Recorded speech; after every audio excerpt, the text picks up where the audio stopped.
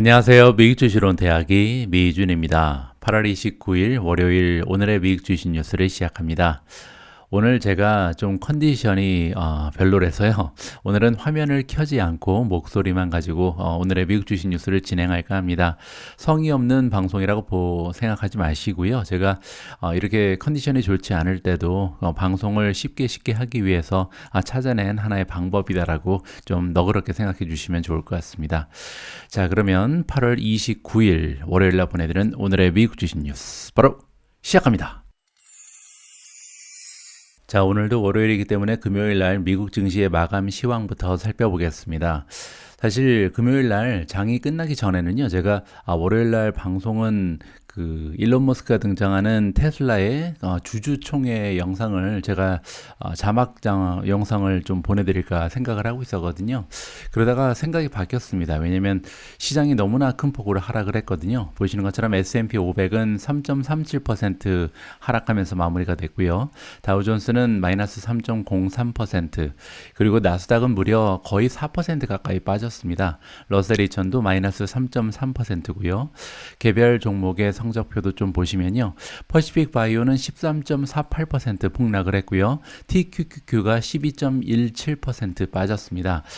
여기에서 이제 우리가 나스닥이 한 4% 가까이 빠지면 TQQQ는 12% 이상 빠지는구나라는 것을 이제 감을 잡을 수가 있겠죠. 그렇기 때문에 제가 TQQQ를 소량 이번에 매수를 한 거거든요. 자, 그리고 업스타트는 10.32%가 하락을 했고요. 아이온큐는 마이너스 9.5%입니다. 인바이테가 마이너스 9.38, 엔비디아가 마이너스 9.23%고요. 에디타스 마이너스 8.85, 유니티 소프트웨어가 마이너스 8.82, 그리고 실버게이트 캐피탈이 8.67% 떨어졌습니다. 메가테크 기업들의 성적표도 보시면요. 방금 전에 제가 말씀드린 것처럼 엔비디아가 9.23%나 떨어졌습니다. 사실 제가 금요일 날 보내드린 방송에서 엔비디아의 어닝 결과를 보고 지금 현재는 줍줍기에는 아닌 것 같아라고 이제 일종의 예상을 여러분들과 공유한 바가 있는데요. 저도 이렇게까지 많이 빠질지는 몰랐습니다. 생각보다 하루 만에 거의 10% 가까이 주가가 하락을 했고요. 자, 구글 같은 경우는 마이너스 5.4%, 아마존도 마이너스 4.8%, 넷플릭스가 마이너스 4.57, 메타가 마이너스 4.17, 마이크로소프트 마이너스 3.86, 애플이 마이너스 3.77, 테슬라가 마이너스 2.7%입니다. 메가테크 기업들이 이렇게 4%, 5% 빠지는 거는요, 거의 폭락 수준이다. 굉장히 보기 어려운 그런 현상이 발생했다라고 정리가 가능합니다. 자, 그리고 이제 오늘 그렇기 때문에 처음으로 보내드릴 영상은요, 도대체 이렇게까지 장이 폭락한 이유가 뭔지 여기에 좀 주안점을 맞춰서 내용을 구성해 봤습니다. 아마도 많은 분들께서 각종 매체를 통해서 이미 파악을 하고 계시겠지만요. 지난주 금요일 날 미국 증시가 폭락을 한 이유는 파월 의장의 연설 때문이었습니다. 자, 어떠한 이야기를 했길래 이렇게 미국 증시가 무너졌는지 굉장히 궁금해지죠. 자, 이 기사의 제목을 보시면요. 파월 의장이 경고를 했습니다. 어떤 경고를 했냐면 고통이 좀 따를 것이다. 그래서 우리가 가는 길에 지금 고통이 좀 널려져 있다. 이렇게 얘기를 했는데 그 이유가 뭐냐면 페드에서 연준이 이제 싸움을 하겠다는 거죠. 그래서 인플레이션을 잡기 위해서 많은 노력을 하기 위해서 아무래도 경기가 좀 어려워질 수 있다. 이러한 얘기를 했다. 이렇게 이해하시면 될 것 같습니다. 일단 키포인트를 좀 읽어보시면요. 페드의 체어맨인 제롬 파월 의장이 금요일 날 약속을 했다라고 합니다. 어떤 약속을 했냐면 센트럴뱅크 연준에서는 그들이 가지고 있는 툴, 여기서 얘기하는 툴은요, 이제 각종 정책을 얘기하는 거죠. 이 정책을 굉장히 강력하게 사용을 하겠다. 그 이유는 물론 이제 인플레이션을 공격하기 위해서라고 얘기하고 있습니다. 자, 이런 얘기를 한 그 장소는요, 잭슨 홀이라는 연준에서 이제 연준 의장이 가서 매년 스피치를 하거든요. 그 연설 중에 이러한 내용이 나온 것으로 이해가 가고요. 자, 파월 의장이 또 어떤 얘기를 했냐면, higher interest rate, 즉, 지금 굉장히 높은 수준의 인플레이션 레이트이 나오고 있는데, 이 인플레이션이 아마도 앞으로도 상당 기간 지속될 가능성이 있다라고 이야기를 했습니다. 자, 그런데 문제는 뭐냐면요, 지난달에 이제 CPI라든가 지수라든지 PPI 지수를 보고 많은 시장 참여자들은 이제 인플레이션이 잡히나 보다, 피크를 찍었나 보다, 이렇게 좀 기대를 하고 있었잖아요. 그래서 어떻게 보면 연준에서도 그러한 기대에 좀 부응하는 연설이 나오지 않을까 이렇게 기대를 하고 있었는데, 파월 의장은 전혀 생각이 달랐던 거죠. 시장의 참여자들처럼 이제는 연준에서도 어떻게 보면 인플레이션이 피크를 찍고 앞으로는 조금씩 인플레이션이 감소할 것이다, 이러한 메시지를 기대하고 있었는데, 정작 이제 파월 연준의 의장은 뭐라고 얘기했냐면, 아직 인플레이션이 잡혔다고 단정하기는 어렵다. 한동안은 우리가 계속 인플레이션에 시달릴 가능성이 있고, 지금부터 연준은 이 인플레이션을 완전히 잡을 때까지 최선을 다해서 노력을 할 것이다, 이렇게 얘기를 했거든요. 그리고 여기 보시면 파월이 얘기하기를 연준은 흔들리지 않을 것이다. 그래서 이 한두 달 정도의 데이터를 가지고 흔들리는 모습을 보이지 않겠다. 따라서 인플레이션이 한두 달 정도 잡힌다고 해서 가는 방향을 갑자기 급선회해서 뭐 금리 인상을 멈춘다거나 금리 인하를 한다든가 이런 일은 없을 거라고 이야기를 한 겁니다. 따라서 시장 참여자들은 굉장히 좀 당황스러웠다, 이렇게 이해를 하시면 될 것 같고요. 자, 그리고 또 우리가 좀 읽어볼 만한 부분이 있는데, 역사적인 사실을 바탕으로 어떤 언급을 했냐면요. 자, 파월 의장이 얘기하기를, 자, 40년 전에 인플레이션이 굉장히 극심했잖아요. 1970년대부터 80년대까지 이어졌던 그 10년간의 인플레이션을 얘기하는 거죠. 자, 그때 인플레이션이 우리 지금 현재 연준한테 세 가지의 레슨을 안겨줬다, 교훈을 줬다는 거죠. 첫 번째 교훈은 뭐냐면, 중앙은행은 책임이 있다. 그래서 인플레이션을 잡아야 하는 책임이 연준에게 있다는 것을 우리는 배워야 했다, 이렇게 지금 얘기를 하고요.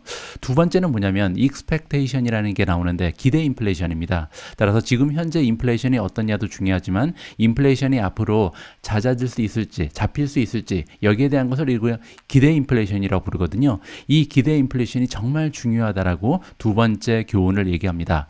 자, 세 번째 교훈은 뭐냐면요. 우리는 그래서 이 기대 인플레이션을 잡기 위해서 계속해서 노력을 해야 되는데, 완전히 잡힐 때까지, 따라서 인플레이션은 좀 사그라지는 모습이 보인다고 해서 안심하면 안 된다는 거죠. 완전히 박멸될 때까지 끝까지 밀어붙여야 된다, 이런 얘기를 지금 해주고 있습니다.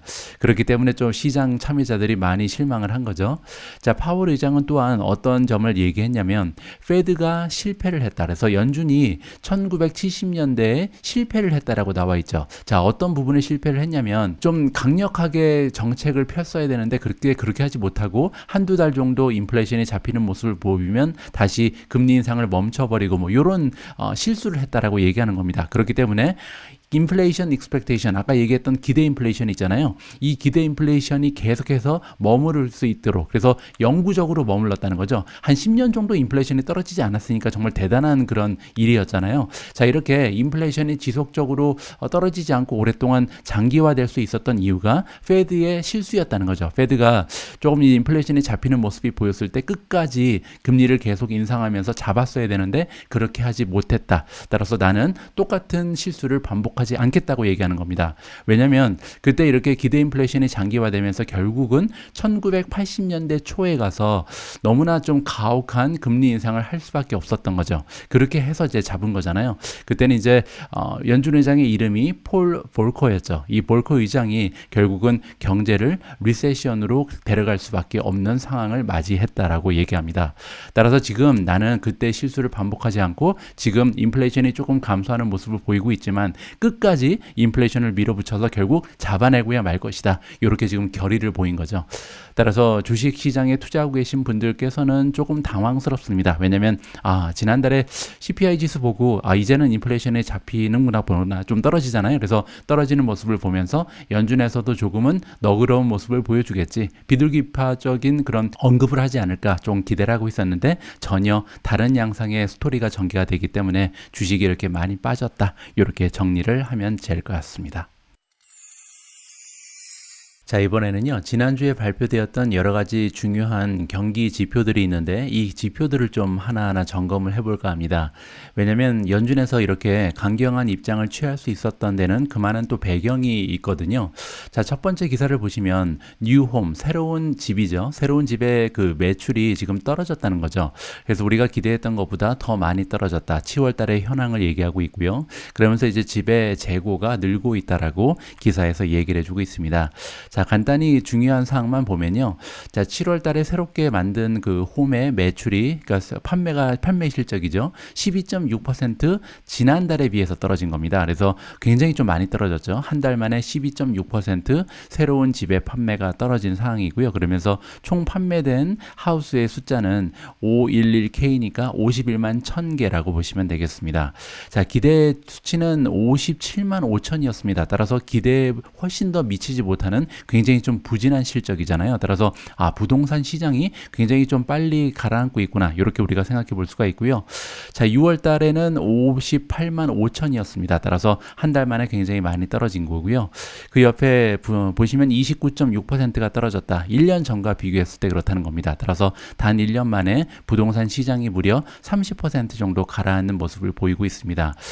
이 기사를 보시면 지금 인플레이션에서 좀 잡히지 않는 부분이 사실 월세거든요. 이 렌트비죠. 이 렌트비가 조만간 잡힐 가능성도 있겠구나라고 좀 희망적인 그런 메시지를 우리가 찾아볼 수가 있겠습니다. 자, 그렇지만 나머지 뉴스들을 좀 보시면 인플레이션이 좀 어떻게 보면 좀 과감하게 좀 잡을 수 있는 그런 조건을 만들어주고 있는데요. 그게 무슨 얘기냐면 여기 보시면 잡리스 클레임이라는 게 있습니다. 매주 목요일 날 미국에서는 새롭게 실업수당을 신청하는 신청 건수를 집계를 하거든요. 그게 이제 2000K니까 2000 건수가 줄어들었다, 이렇게 보실 수가 있거든요. 자, 이니셜 잡리스 클레임, 새롭게 실업수당을 신청하는 사람들의 숫자가 일주일 전에 비해서 2000명이 줄어들었다라고 얘기하고 있습니다. 그러면서 24만 3천 명이 신청을 한 것으로 나타나 있는데요. 자, 기대치는 25만 5천이었습니다. 따라서 기대치에 비해서 훨씬 더 적었죠.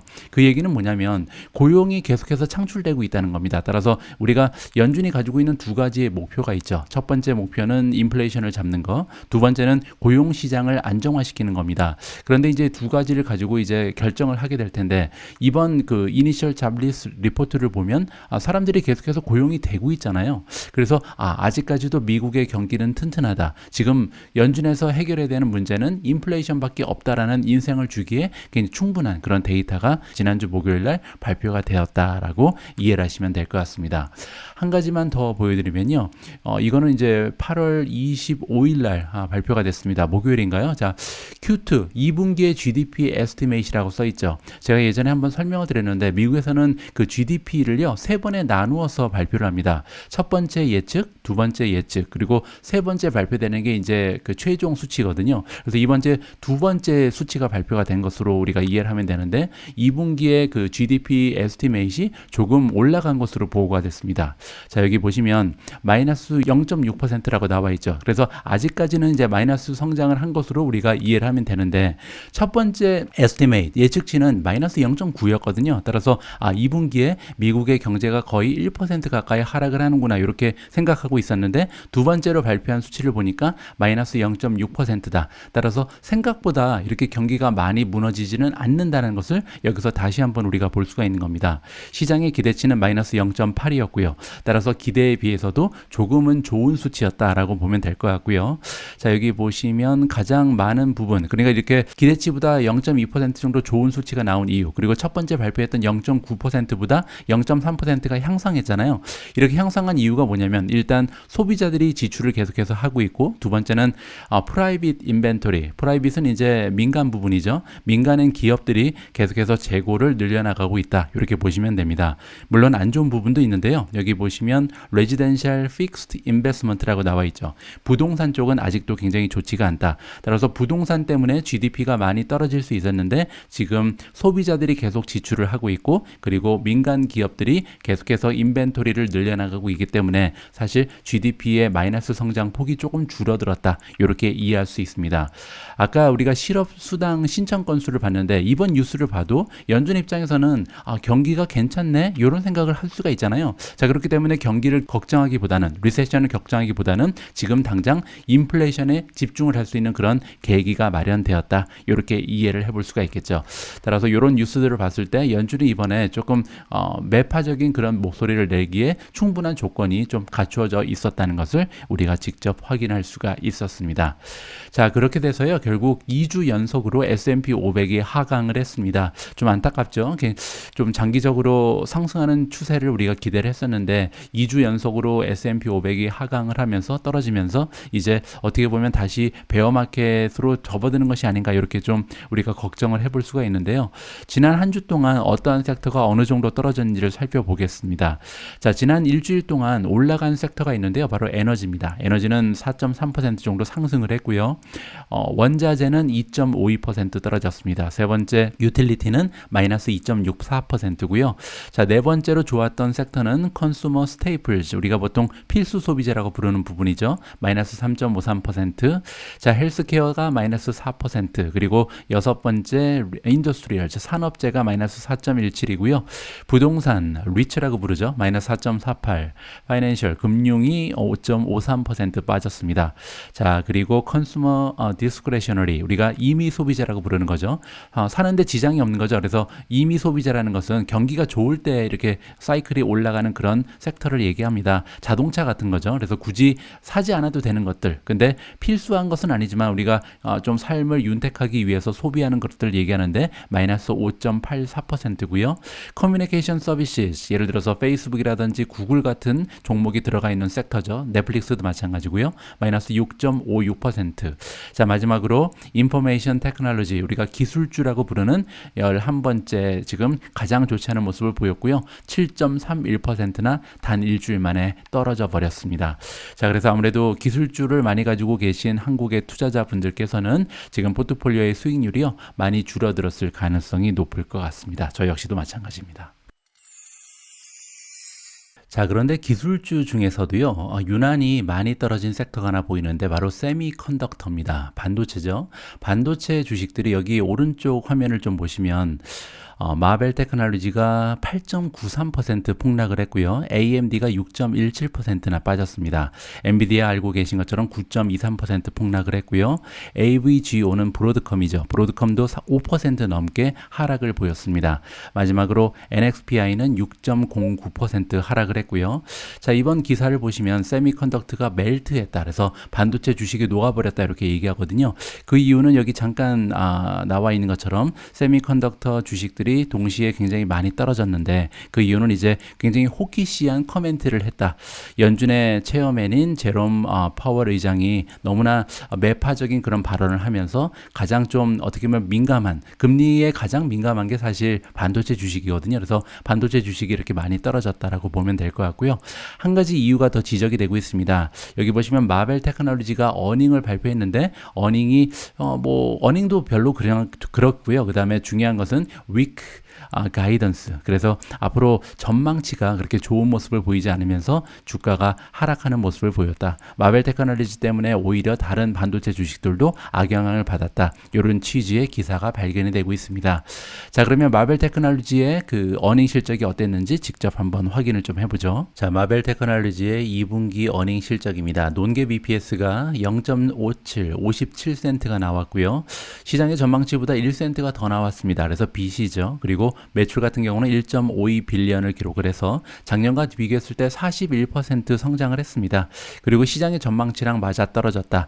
따라서 어닝 결과만 보면요, 그렇게 나쁘지 않았죠. 작년 대비했을 때 40% 이상 성장을 했다는 것은 지금 현재 경제 상황이라든지 공급망의 문제를 봤을 때 그렇게 나쁜 그런 소식이 아니었습니다. 자, 가이던스가 나빴다고 얘기하는데 어느 정도 나빴는지 한번 보시죠. 3분기의 가이던스를 보시면 매출이 1.560 밀리언을 지금 예상하고 있는데요.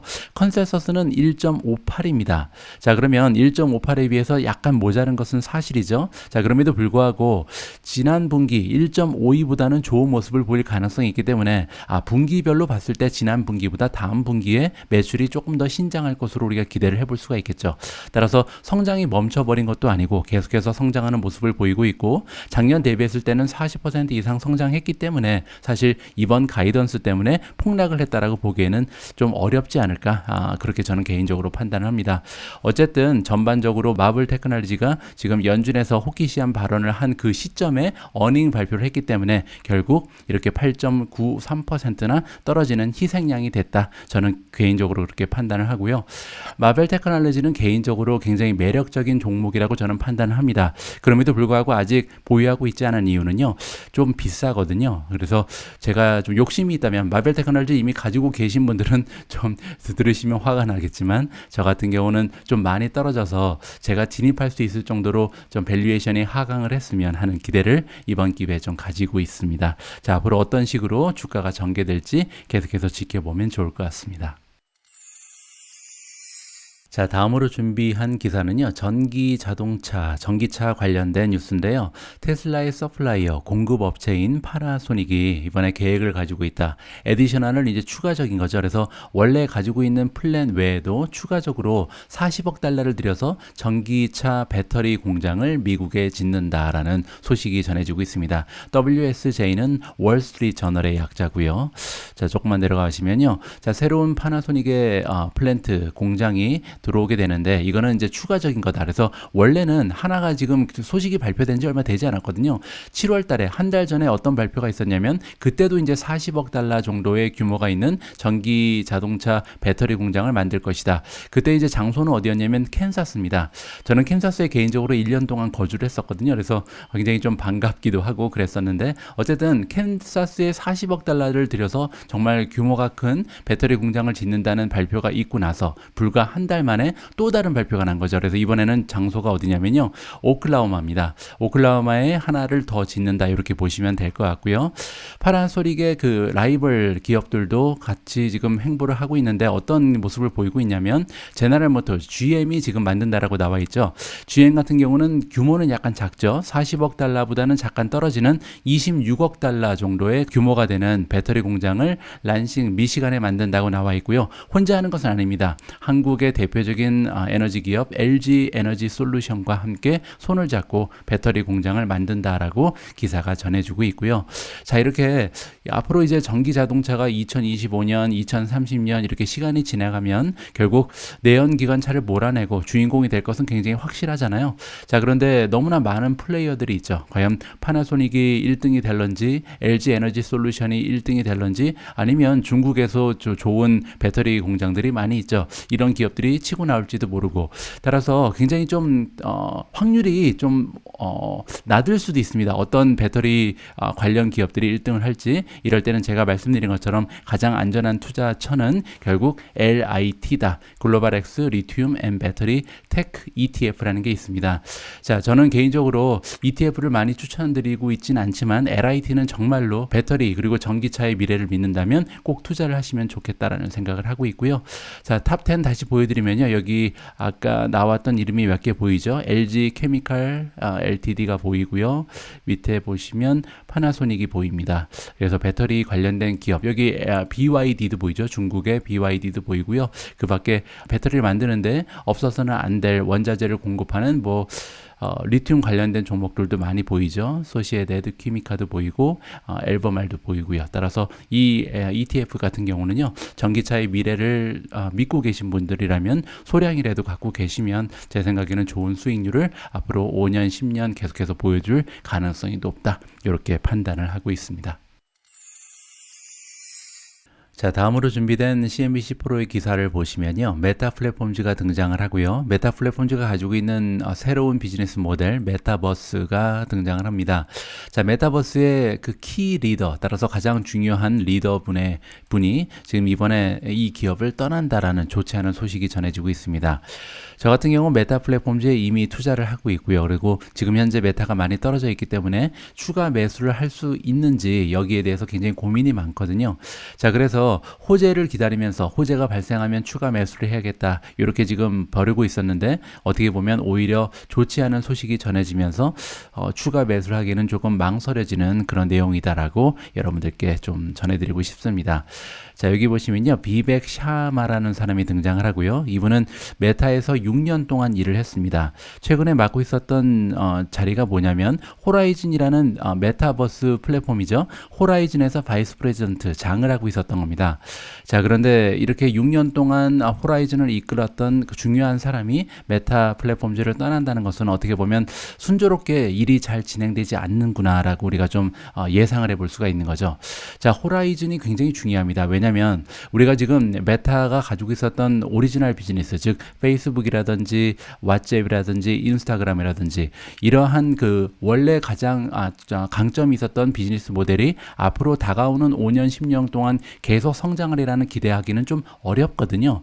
따라서 메타에 투자를 한다면 그 이유는 아무래도 메타버스가 이제 본격적으로 좀 성장하는 그런 시대에 메타 플랫폼즈가 그 주인공이 될 것이다 라는 예측이 있기 때문이다. 기대감이죠. 그러한 기대감을 가지고 메타 플랫폼즈를 우리가 주식을 매수하고 좀 보유하고 있는데, 문제는 만약에 메타버스에서 좋은 모습을 보이지 못하고 이 비즈니스가 흔들거린다면 메타 플랫폼즈는 주가가 많이 떨어졌음에도 불구하고 투자 가치가 그렇게 훌륭한 기업으로 평가되기는 어렵다, 이렇게 우리가 생각할 수가 있거든요.